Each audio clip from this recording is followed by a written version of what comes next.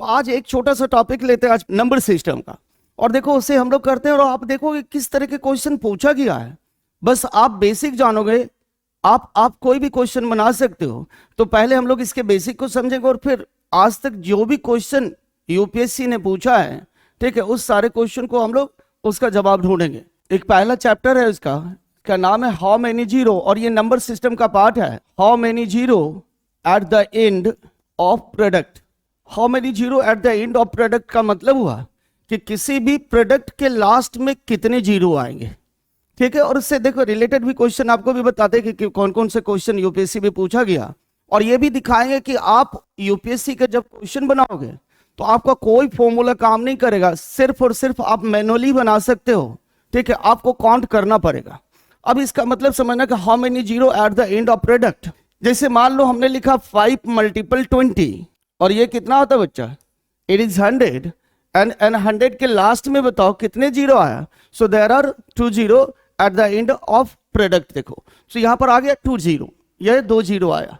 जैसे मान लो एक हम लोगों ने लिया 15 × 70, ये होता 1050। अब अगर आपसे पूछा जाए कि यहां कितने जीरो आया है लास्ट में, तो आप क्या कहोगे, ओनली 1 जीरो। ये जीरो काउंट नहीं होगा क्योंकि इसके बाद क्या है, एक नंबर आ गया, एक डिजिट आ गया, तो ये नहीं लेना। आपको क्या लेना ये जीरो काउंट करना। जैसे एक और लेते हैं हम लोग, देखो एक लिखा 15 × 5, इट इज 75। अगर यहां पूछा जाए कि बताओ इसके लास्ट में कितने जीरो आए हैं, तो आप क्या कहोगे, इधर को एक भी जीरो नहीं आया। सो यहां पे 2 जीरो, इधर 1 जीरो, और यहां एक भी जीरो नहीं। इसका मतलब क्या है कि यहां पर कोई ना कोई एक रूल काम करता है, ठीक है। अब देखो रूल यहां पर क्या काम कर रहा है। जैसे मान लो अगर आपसे पूछा जाए कि 2 सबसे छोटा प्राइम नंबर बताओ जिसको मल्टीप्लाई करने पे जीरो आता हो, तो 2 स्मॉलेस्ट प्राइम नंबर जिसका प्रोडक्ट आपको जीरो देता हो, तो वो क्या होगा बताओ। 2 सबसे छोटा प्राइम नंबर जिसको आप प्रोडक्ट करोगे तो जीरो आएगा, बताएं। इट इज 2 और 5, बिल्कुल। सो देखो 2 और 5 को बेटा मल्टीपल करोगे ना। जैसे देखो आपने किया 2 × 5, इट इज 10। कितने जीरो आया, 1 जीरो आया। अब देखो दोनों के पावर को हम लोग चेक बढ़ाते हैं। 2 का स्क्वायर मल्टीपल 5 का स्क्वायर, 2 का स्क्वायर 4, 5 का स्क्वायर 25, इट इज 100। कितने जीरो आया, 2 जीरो आया।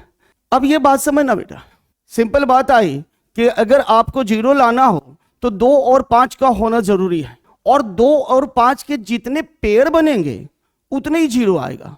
सो यहां पर 2 और 5 के कितने पेयर बना है, इधर पे देखो 1 पेयर आया इसलिए 1 जीरो आया। यहां पे देखो 2 और 5 के 2 पेयर बने हैं इसलिए 2 जीरो आया।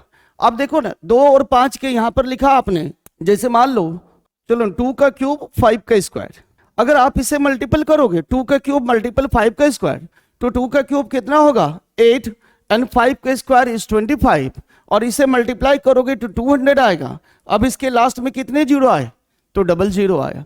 तो डबल जीरो यानी यहाँ पे 2 ही जीरो क्यों आया, क्योंकि यहाँ पे 2 और 5 के कितने पेयर बन रहे हैं, सो देयर आर 2 पेयर्स, सिर्फ 2 पेयर बना इसलिए 2 जीरो आया। अब एक सिंपल बात समझना कि 2 और 5 में से जिसके भी पावर कम होगा उतने ही जीरो ऑलवेज आएगा।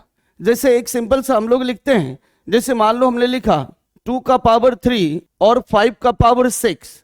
अगर आपसे पूछे कि यहाँ पे कितने जीरो आएगा, तो देखो यहाँ पर पावर 2 का पावर क्यूब है, सो यहाँ पर कितना जीरो आएगा, सो देयर आर 3 जीरो। क्यों, क्योंकि ये पावर कम है।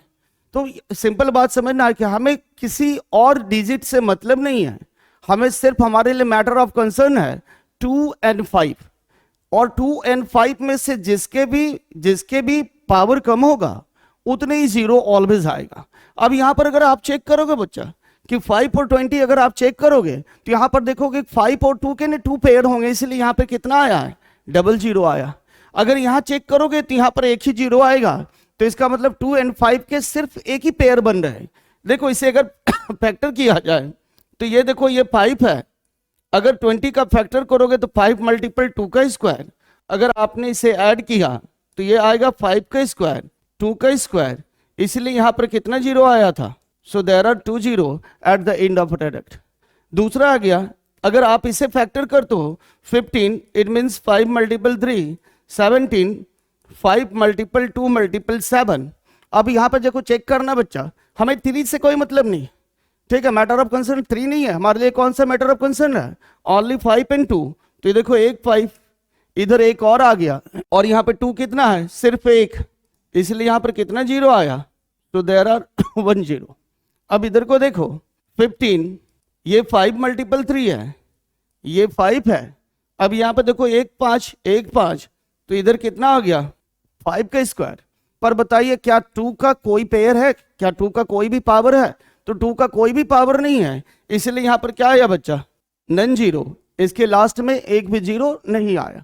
तो सिंपल बात है कि बेसिक क्या कहता है, जब भी आपको जीरो निकालना हो तो आपको लेना है 2 and 5, और उसमें भी आपको हमेशा चेक करना है कि 2 and 5 में से किसके पावर आपको कम दिखेंगे, ठीक है, किसके फैक्टर कम दिखेंगे।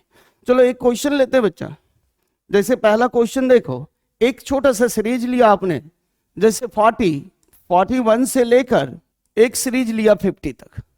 आपसे कहा गया कि अगर आप इसे मल्टीप्लाई करते हो तो how many zero at the end of product, इसके प्रोडक्ट के लास्ट में कितने जीरो आएंगे।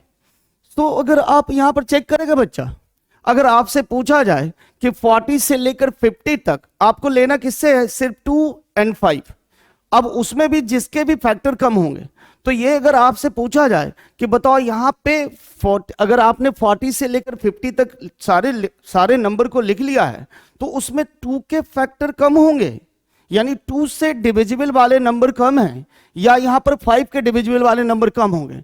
तो देखो जितने भी आपको, देखो जैसे अगर पूरा सीरीज हम लिख दें 44 45 46, अब अगर आपसे पूछा जाए कि इस पूरे नंबर में, इस सीरीज में 2 के डिविजिबल वाले नंबर कम है या 5 के डिविजिबल वाले नंबर कम है, यानी 2 से विभाज्य वाले नंबर कम है या 5 के डिविजिबिलिटी वाले नंबर कम है, तो आप इजीली बता सकते हो कि इसमें 5 के कम होंगे, क्योंकि कोई भी इवन नंबर 2 से डिविजिबल होगा। देखो ये सारे नंबर 2 के डिविजिबल है। अगर मान लो कि सब जगह एक एक ही 2 के फैक्टर हो, तो आपको कम से कम यहां पर कितना दिख रहा है, तो 6 नंबर दिख रहा, तो कम से कम 2 के तो 6 फैक्टर होंगे, ठीक है, इट्स ओके। अब आ जाओ, अगर आप चेक करोगे यहाँ की 5, तो बताओ यहाँ पर 5 कौन कौन सा दिखेगा, तो एक 40 45 एंड नेक्स्ट वन इज 50। तो देखो यहाँ पर 5 के फैक्टर क्या है, कम दिख रहा है। अब 5 के फैक्टर कम दिख रहा है, तो आपने काउंट किया था कि 2 कम से कम 6 होगा, मिनिमम 6 होगा। अगर 6 से कम हो 5 के फैक्टर, तो वही सीधे सीधे आंसर होगा। तो यहां पर बताओ अगर आप करोगे, देखो ये 5 मल्टीपल 8 हो गया, देखो ये 5 मल्टीपल 9 हो गया, और यहां पर देखना 5 मल्टीपल 10 करोगे, क्योंकि यहां पर एक और 5 के फैक्टर हैं, तो कितना हो गया 5 मल्टीपल 5 एंड मल्टीपल 2। सो अब यहां पे देख बेटा कितना 5 है, 1 2 3 एंड 4। सो ये 5 का पावर 4 हो गया। आपको पता है कि 2 का कम से कम 6 होगा, और आपको ये भी मालूम है कि जो कम होगा वही आंसर होगा। सो यहाँ पे देखो 4 आया, इसलिए how many zero, so there are 4 zero. So इसका आंसर क्या हो गया 4। तो सिंपल से याद रखना कि 2 and 5, और उसमें भी जिसके कम हो, अगर कोई भी एक डायरेक्ट सीरीज हो तो वहां पर हमेशा 5 के कम होगा। लेकिन याद रखना है बच्चा कि जब आप यूपीएससी के क्वेश्चन बनाओगे तो वहां पर आपको दोनों काउंट करवा लेगा, क्योंकि वहां पर शायद आपको पता ना चल पाए कि 2 और 5 में से किसके कम हो, तो वहां पर आपको मैनुअली ही बनाना पड़ेगा। वहां ध्यान रखना पड़ेगा कि इसमें भी कि कई बार 2 के ही कम हो जाए। सो उसको वहां के क्वेश्चन को हिसाब से देखते रहना है कि किसके डिविजिबिलिटी वाले नंबर कम है।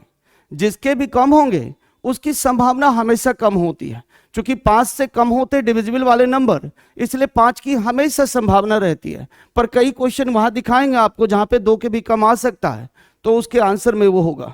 तो ये देखो एक आंसर आया। अब मान लो एक क्वेश्चन देखते हैं हम लोग। मान लो 60 से लेकर बच्चा 61 से लेकर मान लो हमने लिया 80 तक।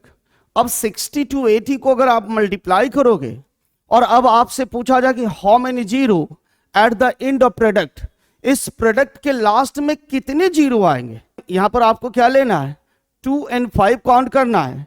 अगर कोई सीरीज है, आपको पता है कि 5 के फैक्टर कम होंगे, तो जल्दी से चेकआउट करो कि कितने आएंगे। देखो कहां कहां मिलेगा बच्चा, देखो 60 पे, सेकेंड 65 पे, चूंकि आपको मालूम कि 2 के यहां पर फैक्टर्स ज्यादा होंगे, इसलिए 2 के फैक्टर काउंट करने की जरूरत नहीं, हमें किसको काउंट करने की जरूरत है, only only 5.